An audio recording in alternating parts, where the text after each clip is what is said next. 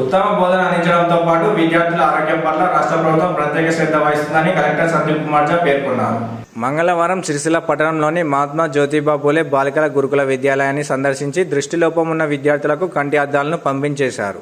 జాతీయ అంధత్వ నిర్మూలన కార్యక్రమంలో భాగంగా ఆర్బీఎస్కే మొబైల్ హెల్త్ బృందాలు జిల్లాలోని అన్ని ప్రభుత్వ పాఠశాలలు, కళాశాలల్లోని విద్యార్థులకు కంటి పరీక్షలు నిర్వహించగా జిల్లాలో మొత్తం 2010 మంది విద్యార్థులు దృష్టిలోపంతో బాధపడుతున్నారని నిర్ధారించారు.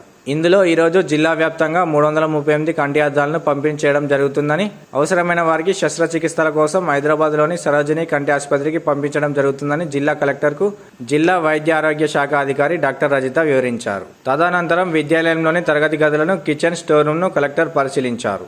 ఇంటర్మీడియట్ 10వ తరగతి పబ్లిక్ పరీక్షలకు సన్నద్ధమవుతున్న విద్యార్థులతో మాట్లాడి పరీక్షలు ఎలా రాస్తున్నారు అని అడిగారు.